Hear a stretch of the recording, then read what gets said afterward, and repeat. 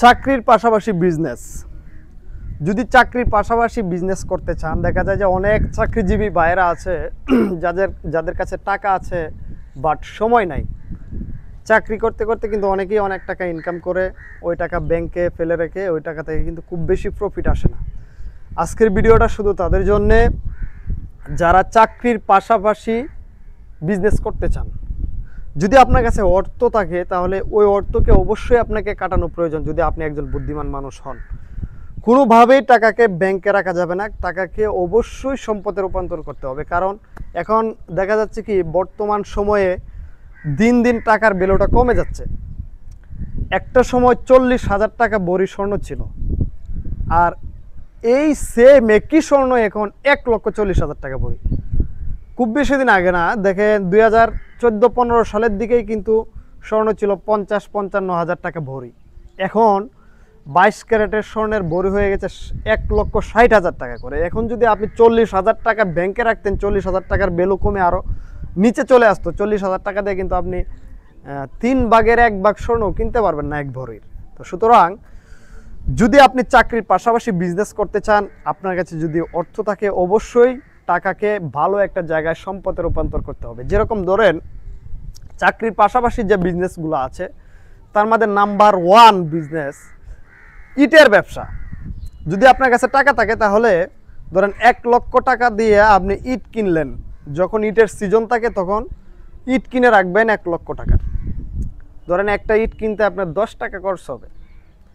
যদি আপনি 1 লক্ষ টাকার ইট কিনেন, মানে একটা ইটের দাম যদি 10 টাকা হয়, তাহলে আপনি 1 লক্ষ টাকার ইট কিনতে পারবেন 10,000। যদি আপনি একটা ইট 13 টাকাতে বিক্রি করেন, দেখবেন যে আপনি 3 থেকে 4 মাস পরেই এই ইটের দাম 12 টাকা থেকে 13 টাকা হয়ে যাবে। যদি আপনি 1 লক্ষ টাকা এক জায়গায় ইনভেস্ট করে রাখেন, দেখবেন 2 থেকে 3 মাস পর আপনার ওই ইট 1 লক্ষ টাকার ইট 1,30,000 থেকে 40,000 35,000 টাকা আপনি সেল করতে পারবেন, যদি আপনার কাছে টাকা থাকে। এখন ধরেন কারো কাছে টাকা নাই, চাকরির পাশাপাশি সে কিছু করতে চায়, চাকরির পাশাপাশি সে বিজনেসে ইনভলভ হইতে চায়। সে কি করবে? তার কাছে টাকা নাই, জাস্ট চাকরি করতেছে, ওইটা দিয়ে তার কোনো রকম সংসার চলে যেতেছে। যদি এইরকম হয় তাহলে অবশ্যই তাকে অনলাইনে ছোট ছোট কোনো পণ্য কিনে অনলাইনে অ্যাড দিতে হবে, এবং ওই অ্যাডের মাধ্যমে সিম্পল আস্তে আস্তে যা সেল হবে, ওই সেল আস্তে আস্তে এক সময় দেখা যাবে কি অনেক বেশি হয়ে যাবে। তখন সে চাইলে এই বিজনেসটাকে ডেভেলপ করতে পারবে, এবং তখন যদি সে চায় চাকরি ছেড়ে দিয়ে বিজনেস করতে পারবে। প্রিয় দর্শক বন্ধুরা, যদি চাকরি করেন, চাকরির পাশাপাশি অবশ্যই বিজনেস ডেভেলপ করার চিন্তা ভাবনা করবেন। কারণ হলো, আপনি যদি চাকরি করেন তাহলে অবশ্যই চলতে পারবেন, সমস্যা নেই, আপনি স্বাচ্ছন্দ্যে হয়তো চলতে পারবেন, কিন্তু ওইটা দিয়ে ভবিষ্যৎ খুব ভালো হবে না। কারণ চাকরি দিয়ে আপনি সাময়িক চলাফেরার মতো একটা অবস্থান হয়।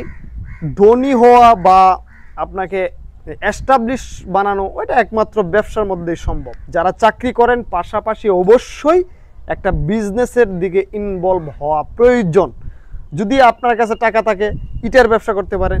যদি আপনার কাছে টাকা থাকে, আপনি ডিলারশিপের ব্যবসা করতে পারেন। যে কোনো একটা প্রোডাক্ট নিলেন, ওইটা ডিলারশিপ নিলেন আপনি 2 থেকে 3 লক্ষ 4 লক্ষ টাকার মধ্যে যে ধরনের ডিলারশিপগুলো পাওয়া যায়, এগুলো নিলেন, আপনি পাশাপাশি চাকরিটা চালাই গেলেন। যদি আপনার ভালো কিছু করতে পারেন, আরও 1-2টা ডিলার নিতে পারেন, তাহলে এক সময় দেখা যায় কি আপনি চাকরি ছেড়ে বিজনেসে সরাসরি বিজনেসে ঢুকে পড়লেন। দর্শক বন্ধুরা, এই কথাটা আপনাদের কাছে কেন শেয়ার করলাম? দেখেন, এই বাংলাদেশে হাজার হাজার লক্ষ লক্ষ মানুষ চাকরির জন্য সব কিছু ত্যাগ করে, কিন্তু বিজনেসের জন্য সিম্পল চাকরিটাকেই ত্যাগ করে না। আসলেই কিন্তু যদি আপনাকে এস্টাবলিশ হতে হয়, অবশ্যই বিজনেস করতে হবে। বিজনেসের বিকল্প কোনো কিছু নেই।